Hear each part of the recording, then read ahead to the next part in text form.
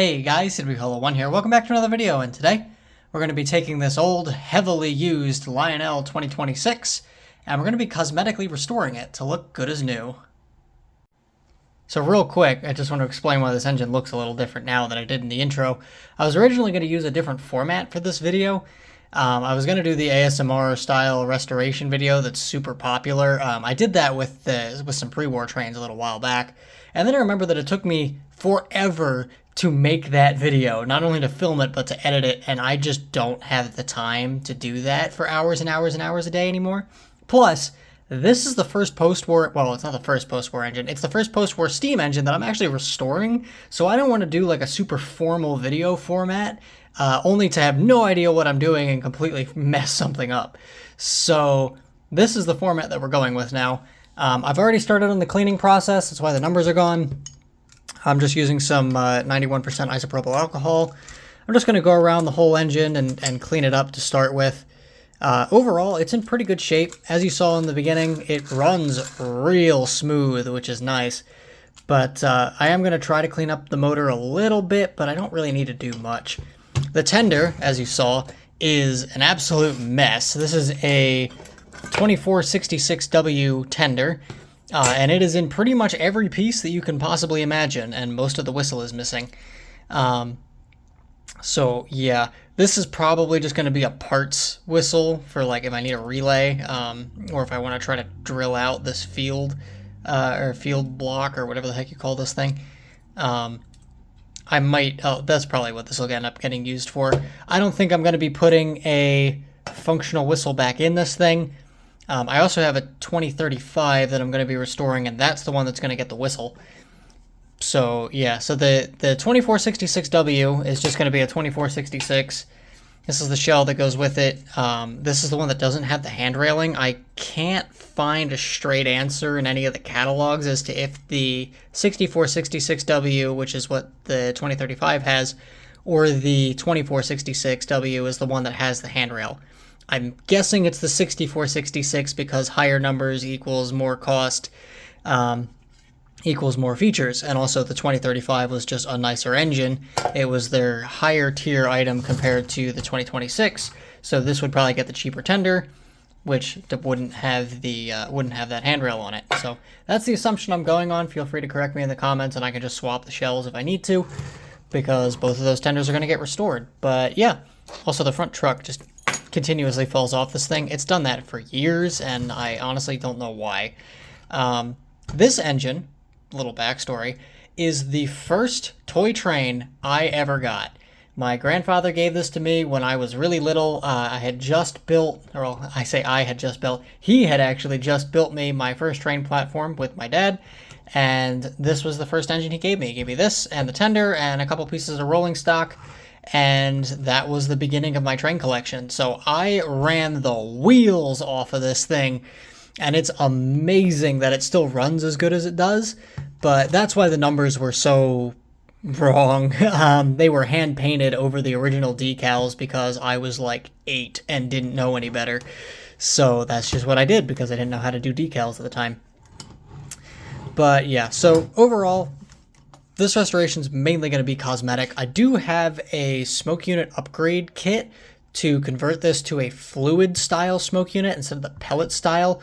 Currently, this is working, which I don't understand how. I haven't put smoke fluid in this engine in probably, I don't even know, 12 to 15 years or something like that. This engine hasn't run in a very long time, even though I ran it a lot when I was a kid. But I know I put smoke fluid in it, and I'm guessing that's why it still smokes, but it smokes great. But I think I'm going to do an actual like fluid smoke unit, because the reason I'm doing this restoration is because my grandfather is getting back into the hobby. He's building a new train platform, and I want him to have some of his locomotives and rolling stock back. And when I give them to him, I want them to be in as good a shape as they can possibly be in. So I'm going to be cleaning a lot of them, and I'm going to be restoring a couple of them as well. So this is one of the restoration candidates, and yeah, that's the plan. So let's get into it. If you're wondering why the lighting looks so much better, by the way, in this video than it normally does, it's because I stole my fiance's makeup lights, because they actually emit a natural light, and it's way better than that really warm lamp and that really cool lamp, which don't really provide a whole lot of forward lighting. I'm terrible with lighting. I always have been. If you've watched my channel for a while, you know.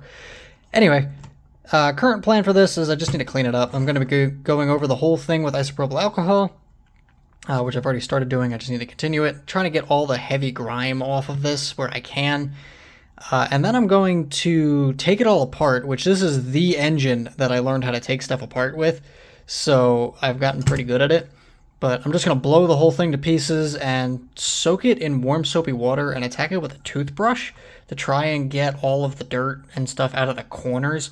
My goal is just to get this as clean as possible because I'm not going to be like media blasting this or anything.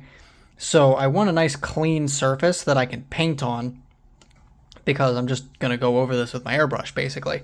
If I was doing this professionally, or getting paid to do this, I would probably figure out a way to media blast it or wire wheel it or some way to take this old paint off, just so that I can get down to bare metal and then prime it correctly and paint it. But because this is basically just a really quick cosmetic restoration, I'm just going to go over the old paint with some new stuff and make sure that it's nice and smooth. And I think I'm going to go with a satin finish. I think that's what me and my grandfather decided on. But yeah, so that's the plan. Cleaning first. So yeah, let's get into it. And when I say soak in warm soapy water, by the way, I don't mean like deep soak overnight sort of thing. I'm like gonna basically dip it in soapy water and attack it with a toothbrush. Because it's metal, and metal does this thing called rusting. So let's not completely obliterate the really old engine. So I want to try and dig into these corners a little bit. Again, this engine is very heavily used, so I'm sure that it's got all sorts of crap all over it. The goal is just to make a nice surface for the paint to stick to, and once I've gotten that, then I can just paint over it basically. But cleaning is important because if you could probably just paint over it in its current state, but it probably wouldn't end up too good in, I don't know, a couple months or a couple years when the paint starts flaking off because of all the dirt that's underneath of it. So that's what I'm trying to avoid, and I think just proper cleaning is probably the best way to go about doing that. But yeah, I'm gonna attack this for a little while and see how much crap I can get off, and I will see you guys when it's time to start disassembly. Okay, disassembly time. Let's see here. I need to remember where everything is. So there's a screw on the front up here between the bell and the sand dome. This holds on the front of the motor assembly, although I'm just now realizing that I also need to take all the side rods off. So let me find the correct sized wrench. That one. And I think the eccentric has a slightly smaller one. Yes, it does. I used to do the side rods with needle nose pliers, and then my grandfather watched me doing that once and was like, no. You're not going to treat my engines like that.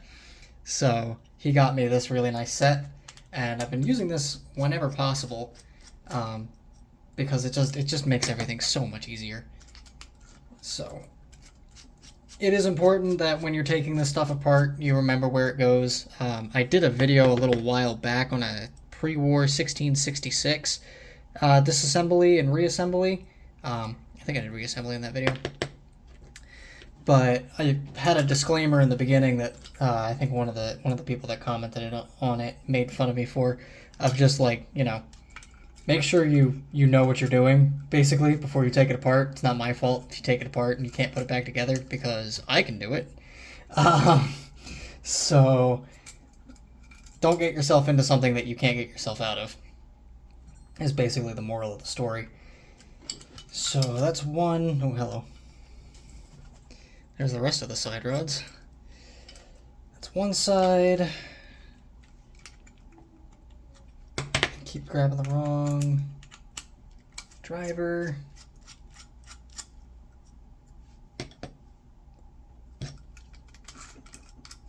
Yeah, this engine runs real smooth. I honestly am completely flabbergasted by how well it runs, and I can't say that it's just excessive runtime, because these engines, the more you run them, it doesn't necessarily make them better.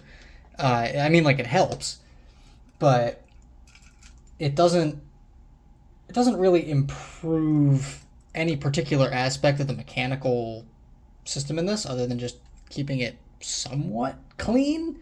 I say somewhat because they're carbon brushes, so it will get dirty the more you run it. But it's good to run them. I just don't understand why this engine runs so well. It's just kind of, as far as I know, it's just kind of a hit or miss thing with whatever engine you get. Okay, that's that. And there's this big bar now that goes through the middle. And I say it goes through the middle. It goes through the firebox. And there's a couple... There's a way to get it out without there's a way to get the motor out, rather, without needing to remove this bar. I just find it a lot easier to just remove it. It does come out one way. I just don't remember. Apparently it's that way. Which side is that? That's towards the engineer's side. But that just makes the motor way easier to lift out. But you do also need to take the front off, which I only have a single screw holding in because I think at some point I must have lost it because it's not here. Oh man, I smoked that thing on last time I had this part. Okay. Alrighty. And then gotta try and wiggle it around the handrail without bending too much of the running gear. There we go. That's why the bulb is broken, by the way, because I don't know how to do that gracefully. Alright, so that is the internals. That's where the bulb goes. So this whole pilot is just one assembly, which is really nice. Yeah, so that's the power plant. I honestly, this chuff mechanism is super cool. It runs on a cam that's cut into one of these drivers. I believe it's this one. You can't really see it because of the frame, but there's a little like armature that reaches in there, and it's like a D-shaped cutout in this wheel, and as the wheel goes around, it moves that armature up and down because it's riding in that cam, and that actuates the mechanical puffer, which is genius. There's no way I can change that to like increase the chuff rate or anything, but I think that's really cool how they did that. But we'll get more into this a little bit later. For right now, I'm going to, I think, just take this as is, and nope, I'm going to need to bend the wire on the inside of the cab to pull out the handrails, and then this is going to go in some soapy water. I got the handrails off. Interestingly, I find this in a lot of engines, or at least a lot more than I thought I would. This is like an insulating tape, basically just electrical tape, that's put in at the factory to prevent the motor from shorting to the frame or the body. Definitely a way to go about solving that problem. I wouldn't say it was the preferred way, but, you know, it works. They're toys. They're meant to be cheap. And that's a cheap fix. So, alright.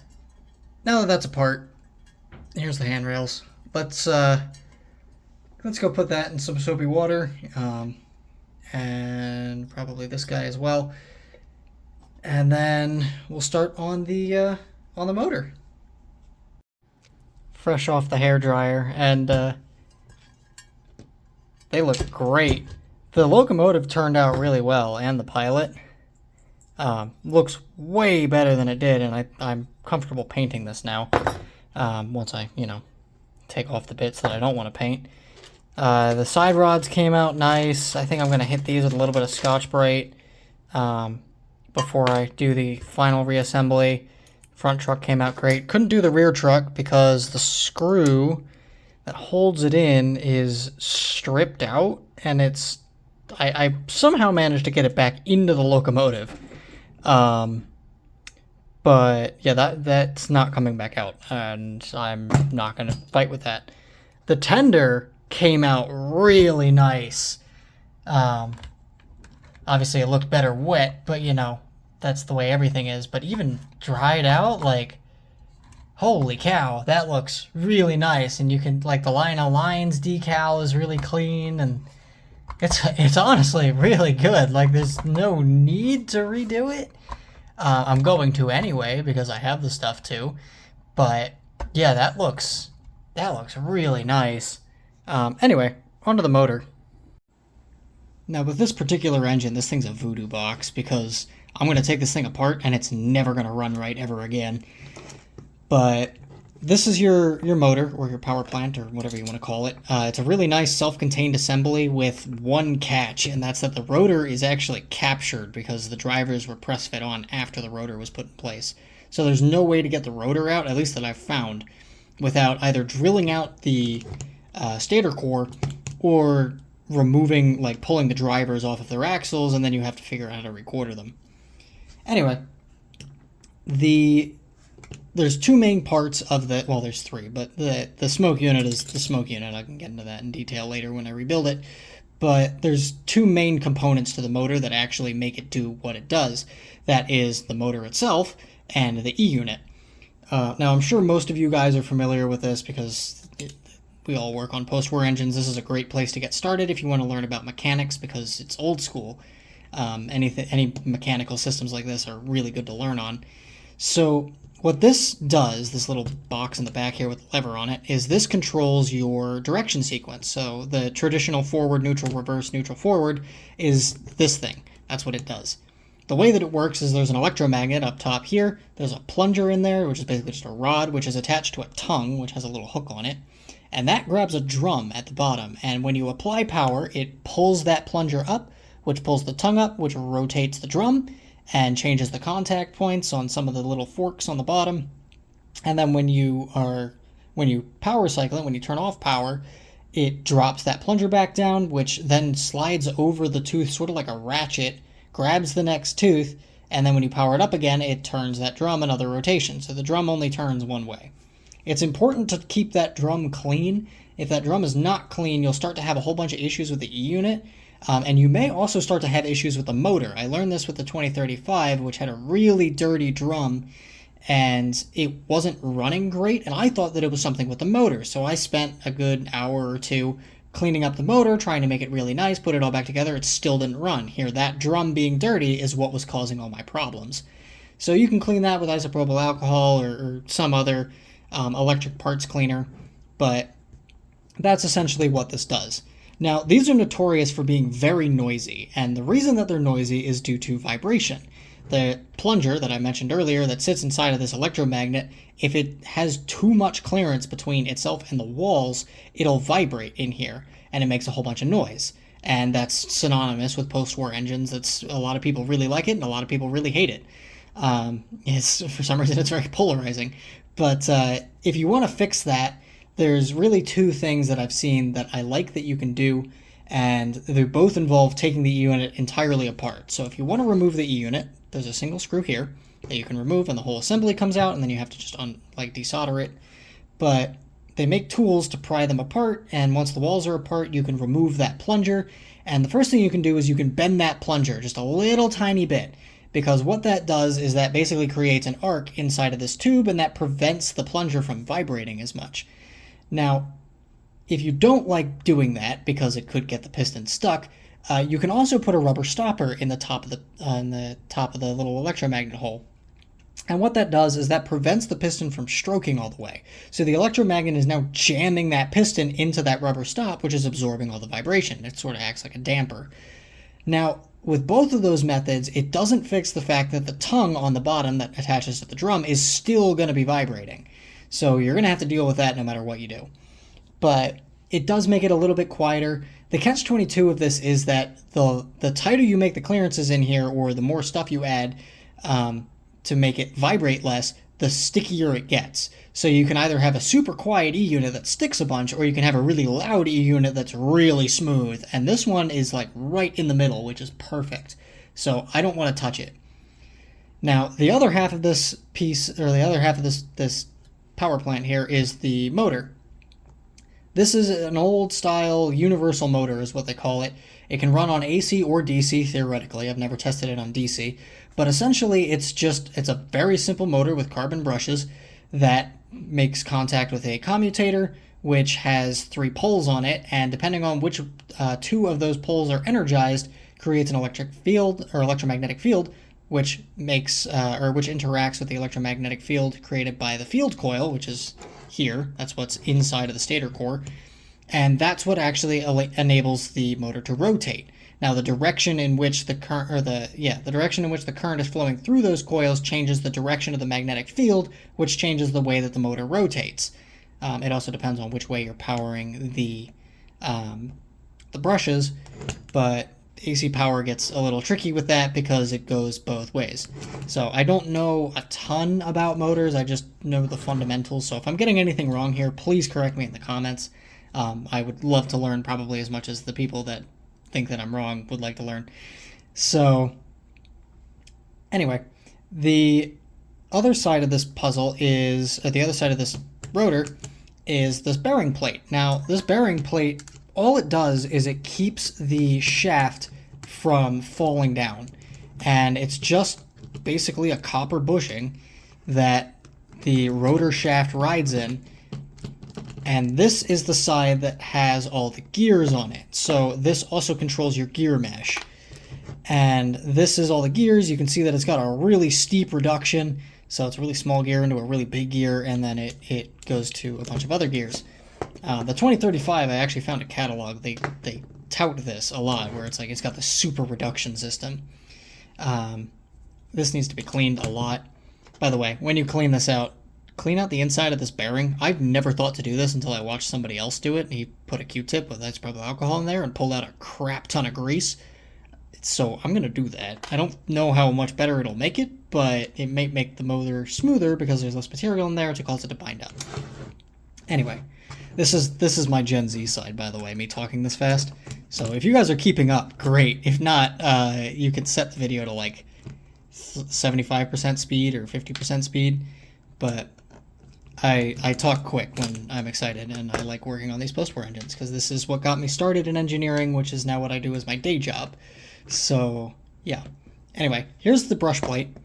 Really simple. It's just got this little plastic piece in here, and as you can see, it does not have a copper bushing in it, so the rotor end just sticks through that, and it's mainly guided by that copper bushing, or brass bushing probably. These are the carbon bushings, or carbon brushes, sorry, that rub on the commutator. These need to be cleaned. The cleaner these are, the better the electrical contact. Do not sand these. Because they are carbon, if you sand them, you will just go right through them, and then the extra carbon will just build up on the front. You should clean these with like isopropyl alcohol or some sort of parts cleaner or mineral spirits or something like that, something that doesn't dissolve carbon. Carbon's a very durable material, but you can wear it down very quickly. So if you're using abrasive stuff. This is the motor, or this is the rotor, rather. This plate that you can see on the front, I call it the commutator. It's got a couple other names, depending on who you're talking to. I think some people call it an armature. I'm not sure. But I just call it the commutator because it's just what I commonly refer to it as. It's probably wrong, though, because I'm not an electrical engineer. But this also needs to get cleaned, because same reason as the other thing, you want clean electrical contact But these, you can see, it's broken up into 3 pieces, and depending on which 2 of those are powered, controls which 2 poles on the 3-pole motor are energized, and that creates the magnetic field, which is then rotating. So yeah, that needs to get cleaned. A couple ways to do it. Again, electric parts cleaner, mineral spirits. The fun one that I saw was you can use a pencil eraser and you can rub off most of this material. And the reason I think that works is because carbon and graphite are very similar to each other. We actually, in aerospace, use a lot of carbon graphite composites to make low friction seals. So that's probably why the rubber eraser on a pencil works great on this, because they are, like, property-wise, they're very similar.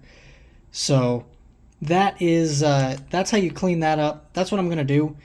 But I've yapped my mouth a bunch, so I'm going to dig into this, clean some stuff up, and I'll show you guys what it looks like when it's done, if I don't show you how I'm doing it.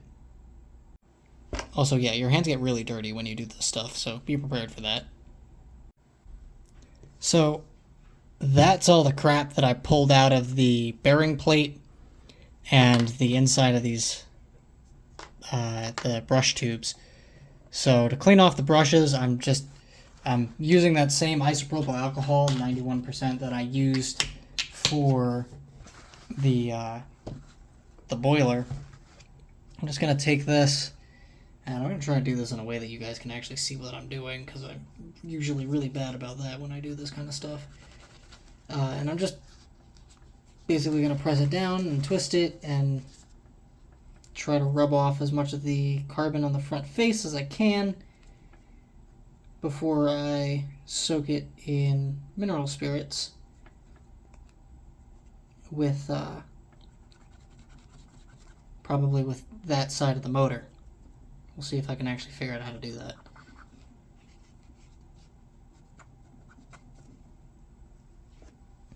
You can see a lot of stuff's coming off of it. It does look substantially cleaner.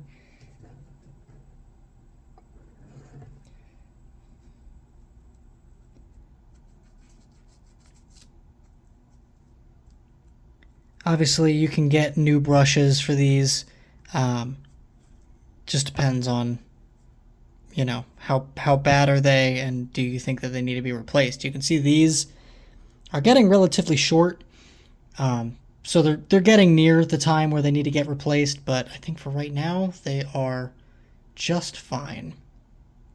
You can see how much cleaner that is compared to an uncleaned one. But for the 2035, I did get new brushes. I'll go more into that when I do that video. And also, if you're wondering why I'm doing the 2026 first and not the 2035, even though the 2035 is a lot more popular, it's because I want to mess this one up before I do the one that everybody's going to make fun of me for. I don't expect half as many people to watch this video as the 2035, so I only get, like, I don't know, a couple hundred views on my videos anyway. Although the 2035 video is up to like 10K or something like that. I can't remember. And then my post-war or pre-war engine disassembly video is also up there in views. But those are old videos, so this is basically just a refresh on those. I've been into the scale stuff recently. Okay, I think that looks a lot better. So last thing I need to do is go after the commutator and then set it in some mineral, or set it in some mineral spirits. You know, I'm not gonna lie, I don't think I need to soak this thing, because this is isopropyl alcohol and a pencil eraser, looks really clean.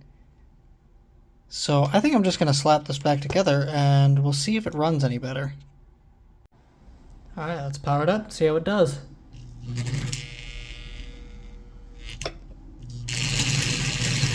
Oh, that's smooth. Obviously there's no running gear on it right now. This is low voltage.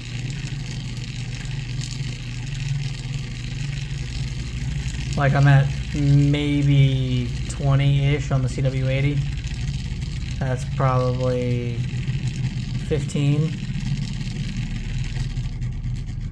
Can't get down to 10. But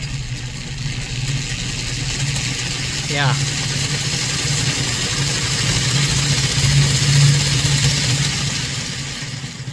And that's why the carbon bushings or brushes are worn out so much. But yeah, it seems to be very smooth. Also, you can hear just how quiet that E unit is. It's really nice. Okay.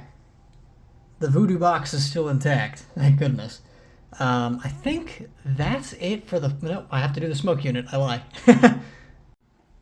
Okay, so what is a smoke unit? A smoke unit is basically just a heating element, or at least the modern ones are just a heating element, some batting in there to hold fluid, and some way of pushing air up through the bottom to send smoke out the top. All it's doing is it's heating up that smoke fluid, vaporizing it. The chucker comes up, it pushes air through, and sends smoke out the top. So these old style ones, this is actually still warm from me testing it, these are designed for smoke pellets, which is why I'm amazed that this is actually still working.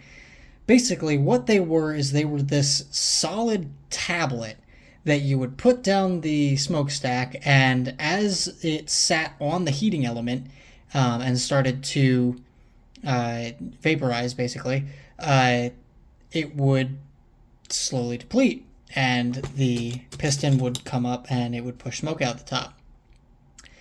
Now, the smoke pellets, you can still find them. They're really expensive. They don't make them anymore, I don't think, unless there's a third party doing it that I don't know about. But smoke fluid is that's just what the industry has gone to. It's probably cheaper to produce, it's easier to add, and you don't have a pellet just sitting in there. You can also do more complicated stuff with fluids than you can with a pellet. Imagine trying to put a pellet in a Vision Line smoke unit that's buried halfway into the locomotive. Yeah, good luck. But this one is very simple. There's actually there's a sticker in the bottom here that you're probably not going to be able to read.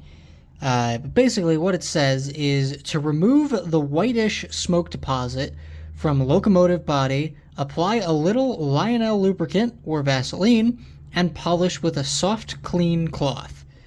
I'm going to try to preserve that sticker as much as I possibly can, because that's really cool that that's still there. I think it's in the 2035 too. But that was another problem with those smoke pellets, was it left a white residue on the locomotive.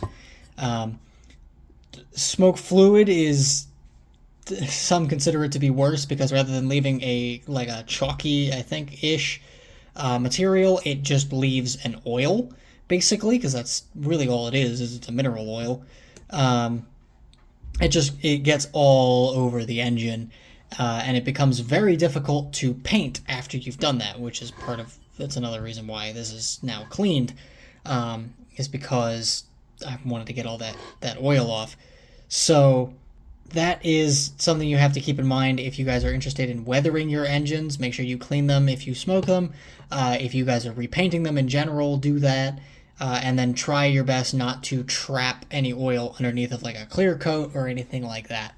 A lot of people that do fancy paints and really good weathering opt out of smoke features unless they think that they're good enough to use them. But for this engine, because it's a post-war engine and this is the feature other than the whistle, this is going to get made working. So I have a kit to bring it into the modern age. So why this particular smoke unit works with smoke fluid is beyond me, because as far as I know, it shouldn't. But this is what I have to change that. You can buy these on all sorts of sites. You can get them on eBay from Trains in the Attic. You can get them. This one's from Rudy's Toys. There's a couple dealers out there that sell it, but basically it just replaces the heating element with a more traditional resistor, and it adds this batting in here to absorb smoke fluid. And then they give you a little spring to put so that your plunger doesn't keep getting stuck inside of your whatever that chamber is. They give you a new plastic cap to allow you to run the resistor through rather than this metal one, which I need to say that because I've got a friend who may want the metal cap because he upgraded the resistor and now it's melting the plastic one that he has. So that just may get some holes drilled in it. But anyway, this is going to go in here, but first we got to take that smoke unit off. I'm not going to lie to you guys, I've never removed this, at least not in my memory. Maybe I did when I was really young, but I do not remember. But it is just the one screw on the side. There's a screw and a washer. And there's the plunger. There's actually a spring in here. How about that? A really weak spring. Okay. There's the plunger. I'm going to clean up the walls in this because they feel a little sticky. I'm also going to clean out... Oh, yeah, that's really sticky. That's like tape residue. That's weird. Anyway, yeah, I'm going to clean that out too. And then I need to...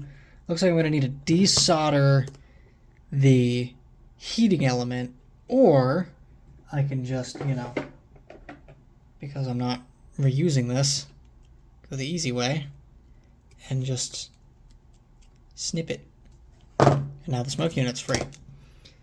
We'll put the motor back up on the test track, because why the heck not? And now I got to figure out how to pull this thing apart. Now on the 2035 it came out a little bit easier, but I'm pretty sure this is the grounding strap. Oh, well, there you go. That's the whole thing came out. There's the original batting. That's the internals of the smoke unit, or smoke... I can't even say smoke fluid because it doesn't have smoke fluid. That's the internals of the smoke reservoir. And this, like, fiberglass... I'm not sure what this actually is. Batting material can come out. It's, like, fused to the heating element. My cat is playing with boxes in the background. Apologies if that gets annoying. She is but a kitten. Okay. There you go. So, yeah, the smoke pellet would just sit on there and slowly melt, because that's basically just a short-circuited wire that gets really hot. And, yeah, what the purpose of this material, I genuinely don't know. Maybe it's probably because it goes from a solid, melts into a liquid, and in the liquid form gets evaporated out, which is probably why this works with smoke fluid. Not great, but it works. So I don't think those smoke pellets subline. At least I would assume they don't subline. But yeah, anyway. That's the core. We're going to be putting in new stuff, but I got to clean all this out first to make it look pretty. Isopropyl alcohol is wonderful. I just cleaned all this out. It looks way better. The plunger turned out great. So let's poke this thing open here and put this thing together. Now, you can find instructions for these. Some of the suppliers provide instructions. This particular seller did not, so you know, take that as you will. But they're fairly simplistic. So let's put our batting in there. We will. I've already bent my resistor without even thinking about it. Gonna fish this through. There we go. Oh no, wait. See, sometimes instructions aren't a bad thing. Let's put our wick material in, and then we'll fish it back through. There we go. Now this design does really run the risk of you just putting smoke fluid down the stack when it's hot, and a couple issues of that. one, you're putting a cold fluid on a hot element, or a room temperature fluid on a hot element, and two, when you do that with smoke fluid, it crystallizes, and you don't get smoke. And then you think your smoke unit is broken, and it's not. It just needs to sit at room temperature for a little bit because those crystals need to they need to melt, or not melt. They need to cool so that they turn back into a liquid, which seems wrong, but yeah, that's just how that works. So now this theory just sort of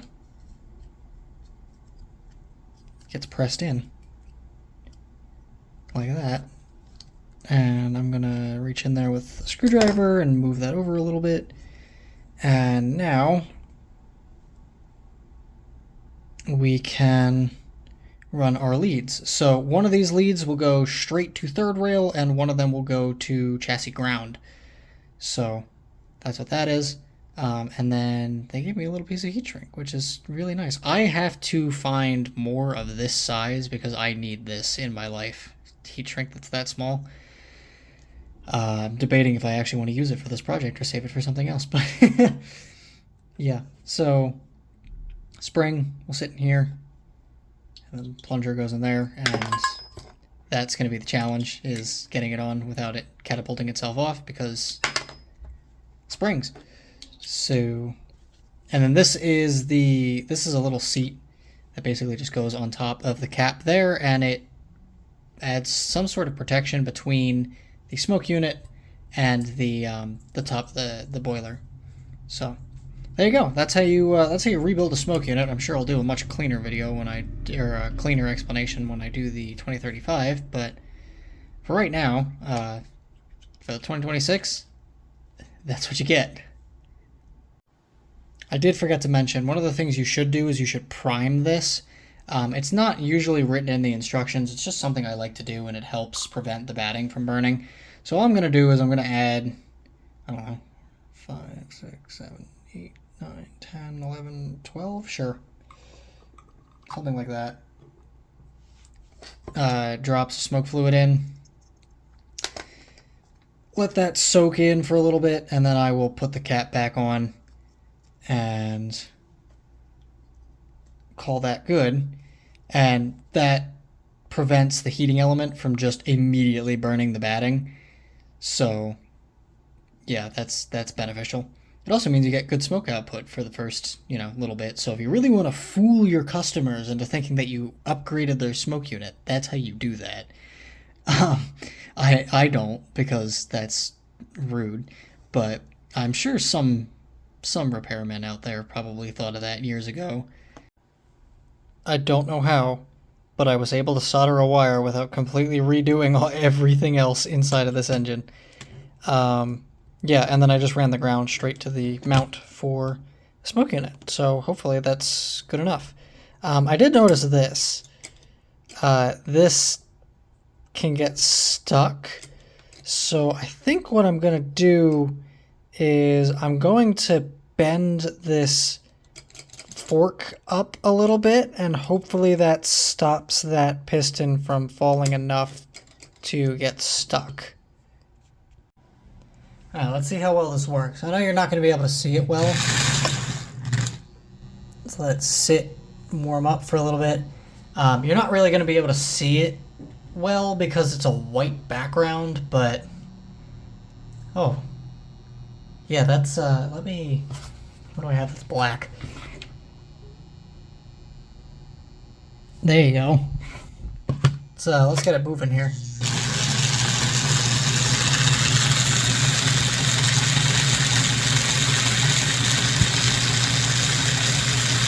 That is something else. Holy cow.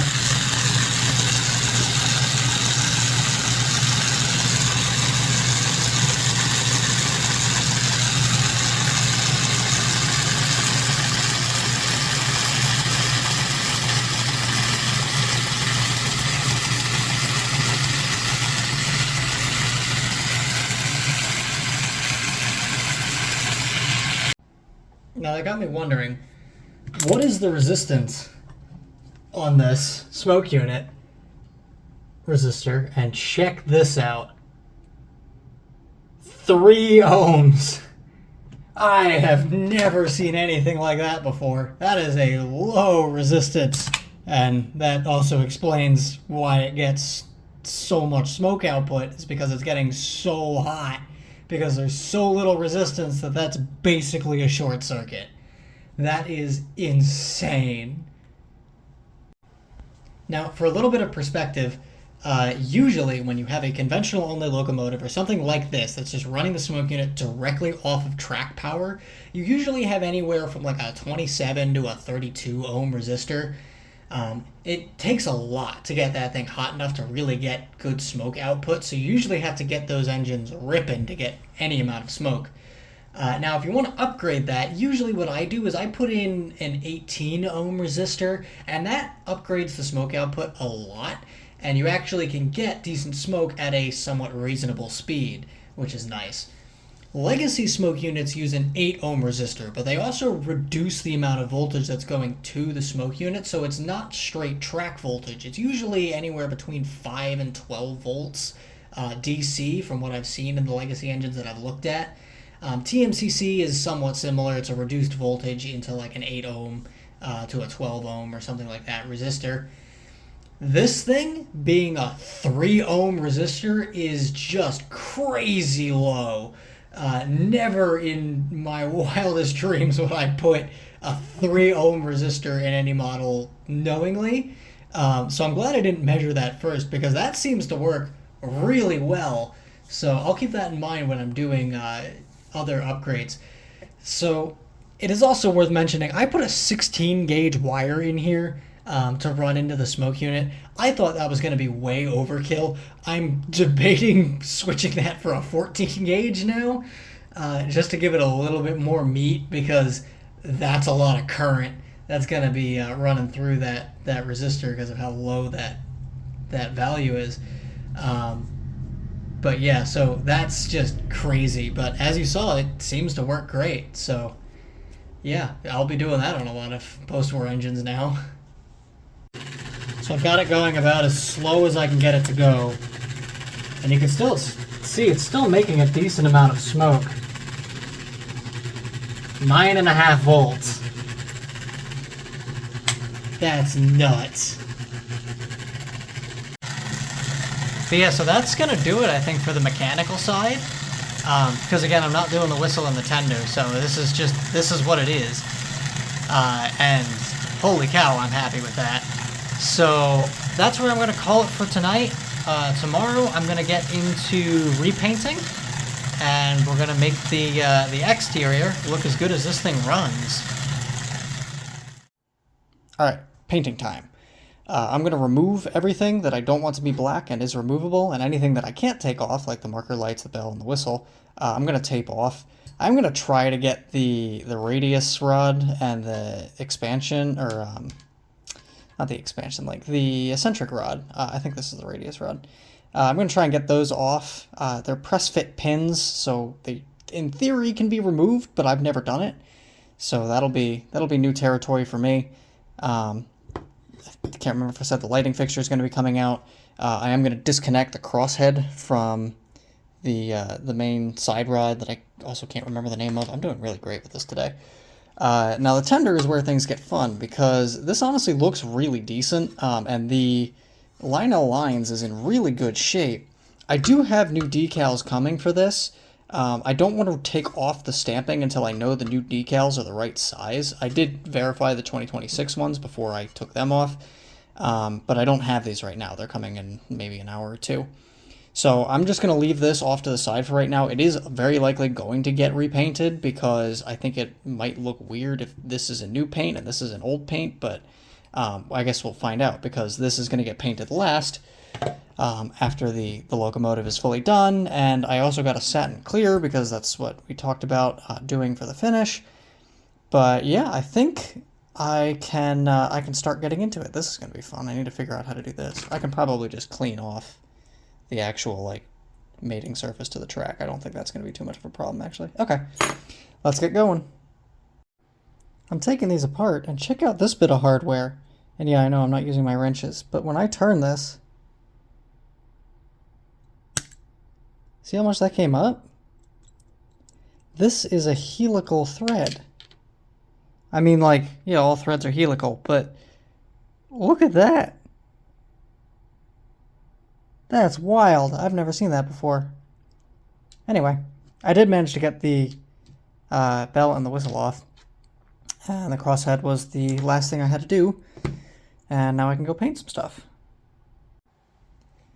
So, coat of flat black, and that looks worlds better. I am very happy with that. So, I'm good to put a semi-gloss on that. The pilot looks good, the front truck looks good, the crossheads look good. You can still see some of the machining marks, or I don't know if they're machining marks, or if it was from removing it from the mold, or if it's just from age. But there's a couple scratches on it that are still there, but for the most part, it's a really nice finish. The side rods I just went over with a Scotch-Brite pad, and they cleaned up really, really well. I'm going to do the same thing for the rods that are on the engine once I've taken the tape off, but I don't want to do that until I've hit it with a clear coat. I'm just using a rattle can semi-gloss clear because I have airbrush-based semi-gloss clears, but they're lacquer-based, and they don't play well with the acrylic paint residue that's in my airbrush. I clean that thing out, like, religiously, and it doesn't matter because every time I put lacquer in it, it just gums up. So, yeah, that's annoying. So I just have this rattle can until I figure out how to make that work. But that's what I'm going to do next, and we'll see how this looks with a semi-gloss finish on it. Now comes everyone's favorite part, which is hand painting all the small details. So I just did the bell and the whistle, and now I have to try to figure out how to do the drivers, since I couldn't get those with the I mean, I guess I could get them with the airbrush, it's just a lot of tape, and I need to figure out how to do the rear truck. So I'm gonna take a stab at that after I go pick up the package that just arrived with all of the rest of the parts for this engine. So here's your before. And there's your after. Looks way better, much cleaner. And I'm trying to avoid brush strokes as much as possible by just basically dry brushing, which takes forever, but it looks really good. So I'm going to do that again on this side, and hopefully by then the paint will be, or the clear coat will be done on the boiler. That is now done and looks really good. So we're back to this, and semi-gloss or satin was definitely the way to go. I think that looks really nice. There's a little bit of like leopard spotting right where the decal goes. The camera doesn't really pick it up too well, but I think it's okay. I only notice it when I'm looking directly into the light and like bouncing it off like I just did. So I think it's okay. The clear coat is very thick, which isn't great, but you know, it's good enough. It looks like it probably did when it came off the factory, which is kind of what we were going for. Pilot looks really nice. Need to brush off all the dust and hair and whatnot that's somehow on it already. But yeah, I think I can start putting this back together. I do have a new headlight lens for it. I keep losing where I put it. There it is. This one is, I mean, it's okay. It's worn, and I figured I'd just get new ones because they're like $1 each. And I had to order parts anyway because I needed decals. So yeah. Anyway, now comes the fun part where I get to take all the masking tape off of this. So there you go. Painter's tape's off, and I cleaned up the side rods with some Scotch-Brite. I took the tape off the little green gems, and they look really nice. So I am very happy with this. So I think really the only thing left to do is reassembly and decals. So yeah, let's get into that. I'm going to try to do this so you guys can actually see what I'm doing. I'm usually pretty bad about this. So start with a smokestack. Get that pressed in. That's probably never coming off. The bell went up here. These were just pressed in. Not too worried about the paint or taking any of the paint off on the top of this thing, pressing it in. I am going to try to prevent it, but if it does come off a little bit, I can just touch it up.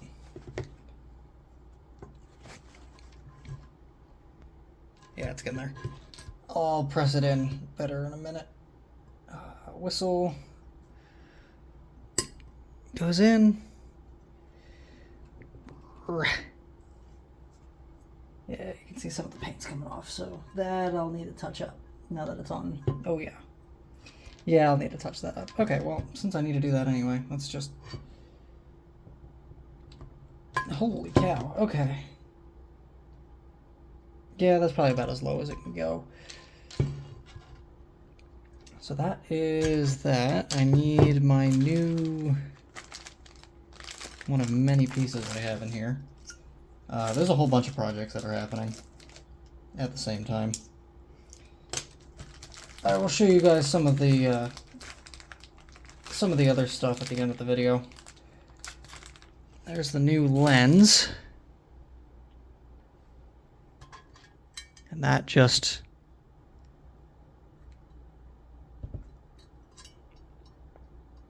slides in. And you squish it in as hard as you can, basically.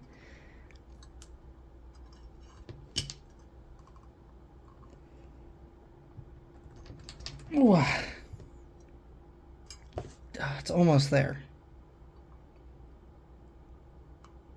Give it a little wiggle. Let's see how that does. Oh yeah, that worked way better as I immediately... Oh no, it's okay. Okay, thank God. I thought I just destroyed my brand new lens. Nope, we're good. Okay, that's the shell reassembled. So now we can start doing side rods, and I have to remember... I'm probably going to put these on backwards, because they either go that way, with the little counterweight thing in the back, or they go that way with a little counterweight thing in the front. And I don't remember which way is what. So we're going to go that way, realize it's wrong later, and have to redo it.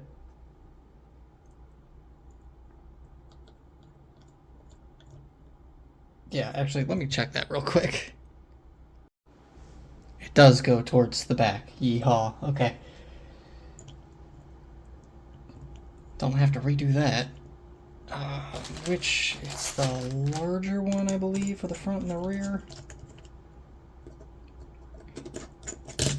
What size actually is this? This is a 1/4 inch.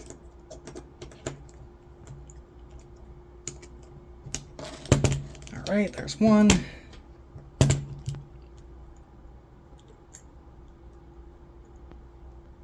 And did the other one not have... Oh, it did. I'm just blind. I was looking at the grease fittings that Lionel was so nice as to model on the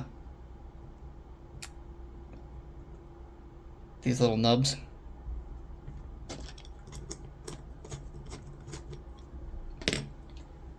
I'm fighting my new paint that I just kind of dumped into the into those holes. Not really thinking anything of it. I guess it's a form of Loctite, really. Alright, so that's that, and now I think I have to start merging parts together. I guess I can do... Yeah, I guess I can do this. Maybe. Okay, this is a struggle. I think that's probably about right. So that was on that side, which means that this one has to go on that side. I was making sure that the grooves in the side were actually both, or they were facing out. But Lionel was smart and they put grooves on both sides so that the rods are reversible, which is very nice. It's something that I'm doing as well on a locomotive I'm designing that I haven't made a video about yet because it's a very slow project. Okay. There we go. That's that all put back together. This I'm gonna need to solder a wire to. I guess I gotta go do that now because that wire needs to be in place before I put the shell back on. So let me go do that real quick, and I'll see you guys when it's done. So that's wired in. I've just gotta go into the same third rail lug that I have everything else going to. I did realize when I'm back here that I need to clean up this lever because having this rusted E-unit lever sticking out of this really nice shell is going to look really weird. So I'm going to clean that up. Probably just go at it with a Scotch-Brite pad first, and if that doesn't get it clean enough, then I'll probably attack it with some silver paint, similar to what I did with the bell, which I have to repaint anyway. So that's the plan. Let me do that, and then I'll get back to reassembly. I think that looks a lot better. It's no longer covered in rust, so I'll call that a win. Alright, where was I? I guess I gotta put this guy on. So we'll fish that up through and around. Make sure that that's clear and that's clear. And this can come down without getting hung up on anything. Huh. What are you getting bound up on? If I pull those wires up and over the top, now try to set it in. Oh, you know what? It's probably the E-unit. Yep, that's exactly what it was. Okay. Yeah, make sure your E-unit lever is actually lined up to go through the hole that it needs to go through in order to work. Otherwise, it does not work. Let's get this rod back through. Press that into place. And then I'm just now realizing I forgot to put the little felt pad in. That's okay. I need a long, pokey thing.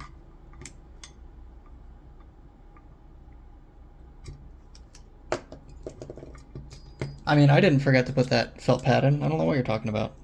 I was there the whole time. Are you getting...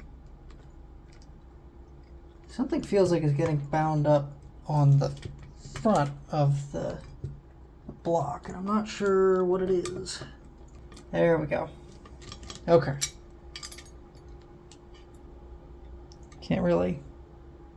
Yeah, just making sure the felt pad is actually still in place. Sorry, you guys probably can't see. Crap, I'm just kind of fighting with this thing, trying to get it to work, not really paying attention to what the camera is seeing. Alright, let's try to get this to thread into that hole. Actually get that? Holy cow, that was, alright, unexpected. I thought that was going to be a lot harder than it was, because usually that screw is, that screw hole is hard to find because it's not always centered. Alright, now that that's back on, that's the motor and the shell reunited. So now I can put on the pilot. I am detecting a flaw with the way that I have done this. Yeah, okay. Can I squeeze this through? The answer is very, very nearly yes. There's probably a way to do it. Probably. Question is, can I figure it out? Hey! Alright. I don't know how I did that. But that's in there now. Okay. So now putting this, how about I use the cradle so I don't destroy the nice new paint? Huh? That's probably a good idea.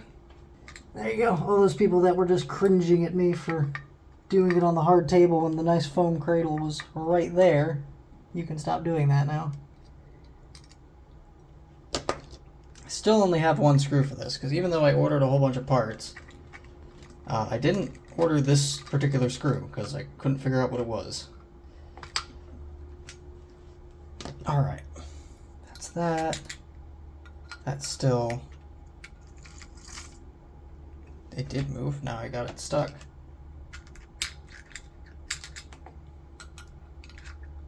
Oh, I see.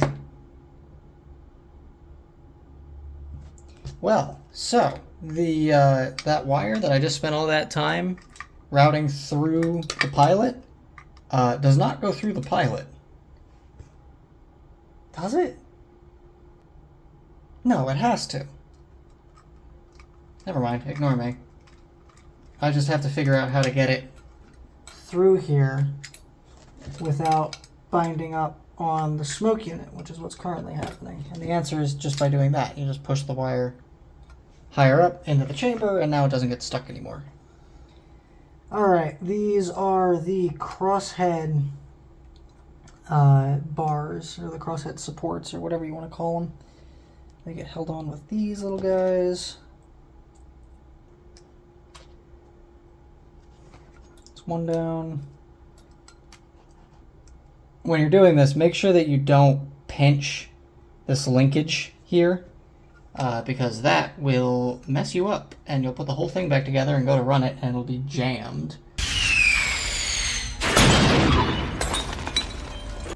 Honestly, even if you can get the whole, you might not be able to get it back together with that jammed in either full back or full forward. Okay. That is pretty solid on both sides. Now I gotta try to get this in here. So, main rod, bushing, side rod, eccentric crank,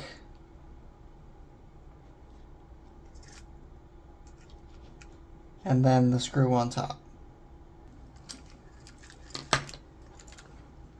Spin it around, and same order. Crosshead goes into, or on its slider.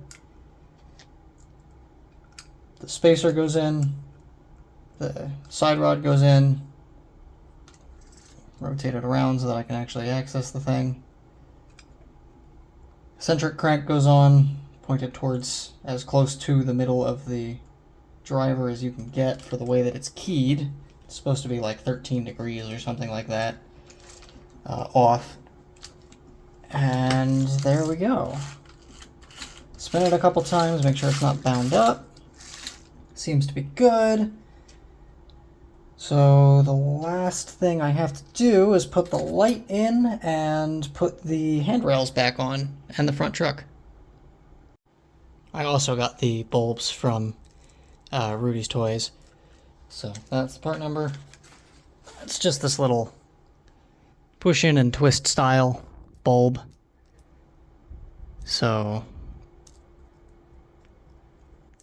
lock that in. I'm gonna take it out actually and make sure, yep. I wanted to make sure that that plate didn't get clocked in some weird way when I did that. And then this slides in. Don't try to put the pilot on with the bulb in there. Ask me how I know. There's a reason that that didn't have a bulb in it. So just take this plate off. It's 2 screws. Makes your life a heck of a lot easier. Put our 2 flatheads in. And I did figure out why this keeps falling out. And the answer is because the little clamp here was bent, so it wasn't wrapping itself around this tongue enough. I have it pulled back a little bit. That's how I got it off. So I'll slide it back in here, and then I'm going to try to get my pliers in there and just tweak it back. And now it can still come off. Okay. All right, we'll try this again. We will go further now. There we go. Now it doesn't come off. Huzzah, because that was really annoying when that happened. All right. Oh yeah, that's looking like a thing now. Okay, handrails, which are also cleaned with a Scotch-Brite pad. Fish through the first one. Trying not to mark up the paint too much. Okay, there's 2. There's 3. And then the tricky one where it has to go into the cab. Just like that. This one is the one that I broke off short. So now that that's back in, I can go into the cab here. And you guys can't see anything I am doing. But I promise you I am doing things. I'm just gonna bend this handrail down to the best of my ability to prevent it from sliding back out. There we go. Bend the handrail a little bit, get it back into place. Take a little bit of gold paint off the whistle. That's looking really nice, and it doesn't even have decals on it. Ooh, I'm excited. Oh, I forgot to take that piece of tape off. I'll do that in a minute. I'm gonna straighten out this wire a little. Alright, and then we do it again. So this one looks like it took a little bit of a beating during the process here. Oh well, fits with the trend of the engine. Yeah, why was this side so much easier? I don't know what was going on the other side. Okay.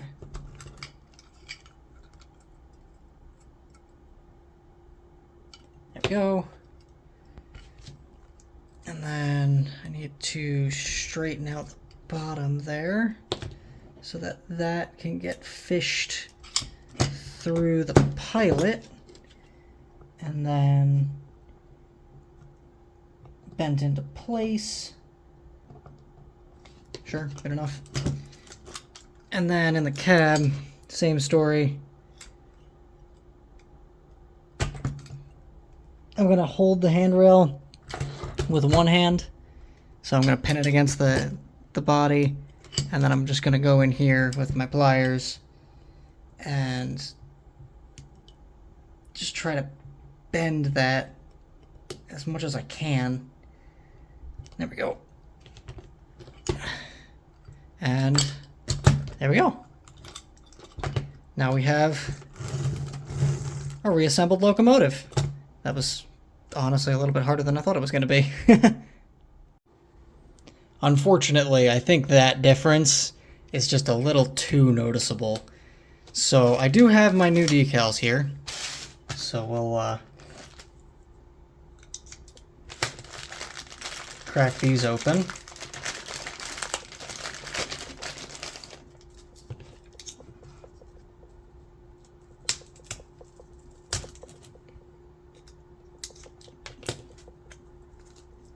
Oh, they wrapped it on a lot of sides. Okay. Oh. Yeah, those don't match.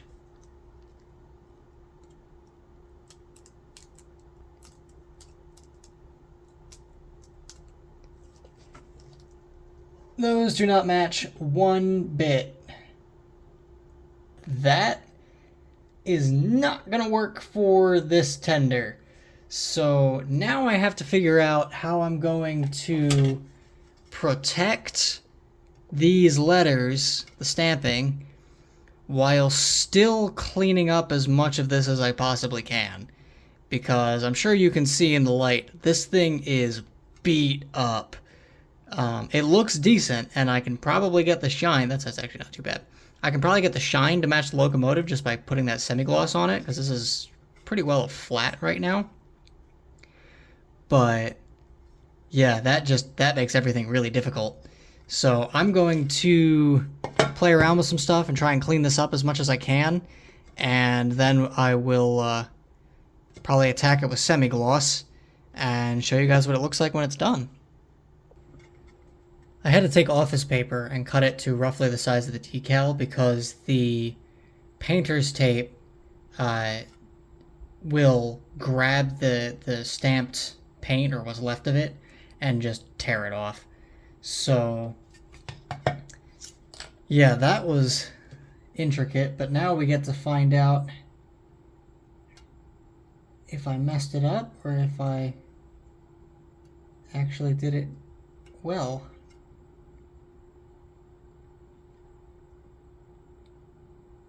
So far, so good.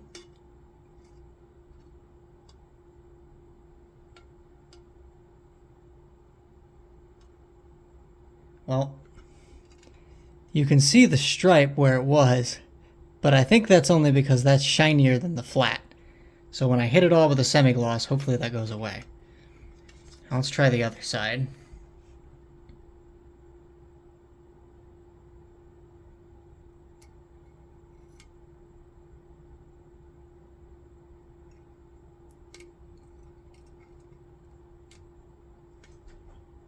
Check that out. Oh, that's nice. I'm going to keep those for the other tender. Okay. Man, I'm relieved. Holy cow. That was nerve-wracking. So now I just got to hit the whole thing with a semi-gloss, and it should match the locomotive perfectly. And while that's drying, we'll do the decals on the engine. So I wanted to try out the decals before I recorded it, and I'm glad I did, because these stickers just don't work well at all. So I'm going to scan them in, throw them into Inkscape, turn them into a PDF, and send them off to become water slide decals, along with a couple other decal sets that I need for some other projects. So this is going to be on hold for a little bit, unfortunately, but you know, at least we can finish up with a tender, which still has the original stamping on it, and we can come back to this when we have actual decals. Now, before we go back to the tender shell, let's put this back together. As you can see, it's in pretty much as many pieces as it possibly can be in. So yeah, that's fun. I don't know what happened to the E-rings on this thing, but they're long gone. So I did get some new ones, so let's try and snap these guys in here and probably send them into orbit, because that's about my luck with these things. Oh, that was really nice, actually. I got these from Trains with a Z. I had to reference one of their... Wow, okay. I had to reference their... what was it? It's like I can't remember if it was like a parts catalog or something. They have a diagram of like all the components, an exploded view of the tender that this is, the 2466/6466. But that's how I figured out what these little E-ring things are. And yeah, they fit right in apparently, so that's convenient. Let's try to find the mounting holes. I'm putting the whistle, or what's left of the whistle, back in here so that it's got some weight to it. Yes, technically speaking, the lighter it is, the more cars it can pull, because, you know, it's got less weight that it needs to drag around. But if you put a really lightweight car right behind your engine, you'll do what's called string lining. Something NS is very familiar with, and I'm sure many people are familiar with because of NS's familiarity with string lining. But that's what happens when you tip all the cars over in your train because you're pulling too hard and the back of the train is too heavy. Happens on Horseshoe Curve, usually. So, yeah. Let's get those two screws in there. So now there's some weight to it. And now, the piece de resistance. I can't do French. Check that out. Man alive, does that look good. So that's what a satin clear coat does. So you could probably make these things... Oh, I forgot I didn't do the frame. Just whatever, I'll hand paint that. You could probably make these engines look 10 times better just by giving them a bath and clearing them with like a semi-gloss. I have no idea what the factory finish was when these things were brand new. I would assume it was some sort of satin or like high gloss, but going from a flat finish to this just makes it look so much better. So anyway, with that, let me give you guys a better angle, and that's going to be done for a little bit. Good lord, does that look good. I am like over the moon about how this turned out. The drivers are still a little more gray than I want, so I may have to go over them again with some black, but that might also just be the way that the lighting is. Now, the project's not over yet. These engines, the 2026, I believe came with like a whole host of different sets in like the mid to low tier or low tier price range, if I remember correctly. Now, one of the sets that I saw them with actually makes sense for the collection that my grandfather has, and that is these passenger cars, these 2400 series passenger cars. So we've got the Elizabeth coach car, or passenger, like plain old passenger car. There is the Clifton dome car, and the Summit observation car. And all of them are missing screws. Now the screws that are missing are these. These are the roof hold down screws, or whatever you want to call them. They just attach the roof to the rest of the body. And when my grandfather gave these to me, I'm pretty sure I had all 6. I'm down to just 1. So I've got new ones, and they're gonna look really silly on this old beat up paint. I played with these things constantly. This was sort of the beginning of my love for passenger trains. And yeah, these took one heck of a beating. So I did debate doing a full cosmetic restoration on all 3 of these cars, but I ran into 2 snags. One, I can't match colors for crap, and outside of just silver, I've got no idea like if this is a particular shade or anything like that. So I'd have to take it into a hobby shop and spend a bunch of time matching colors until I found the one that most closely resembles it. The other issue is the decals. Now, you can find decals for these cars. You can find the Elizabeth, you can find the Clifton, you can find the Newark, which is the other coach car, but you can't find Summit. You can find the other OBS car name, which is like Moose something. It's probably like some town in Jersey or something. But for some reason, Summit you can't find it, and I don't know why. And short of putting Summit Racing stickers on this thing, I need to make custom decals. And I'm glad I didn't go that route now that I need custom decals for that, because the money that would have gone into these just went into that, which I'm much happier with. But yeah, so I would make my own custom decal set for this, which isn't hard, it cost money. And I'd rather put the money into the locomotive, which is going to be pulling a lot more cars. I don't know how often these are going to get run, but if they do get run, they're probably going to get run with the Santa Fe. And I'm trying to find a cheap-ish set of the extruded aluminum cars, but oh my god, that's hard. I'll probably, if I want to get them, I'm gonna need to end up getting like the Williams reproduction ones that nobody wants for some reason, and they're dirt cheap. But I'd like to find a set of like original post-war cars to run with that Santa Fe F3. But anywho, back to these. The silhouettes are in good shape, the lighting's in good shape, mechanically and electrically they're great. It's just the cosmetics aren't perfect, but I think that kind of adds to the charm of these things, seeing as they're beat up because I played with them as a kid. So this is how they're going to sit for now. I'm going to put in these new screws and put in the new E-ring to fix that issue. And that's where we're going to leave this set. And there we go.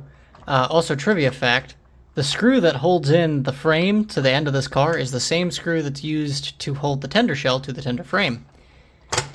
Yeah, that's interesting. Also, the light lens on the back of these cars is the same as the headlight lens on the 2026.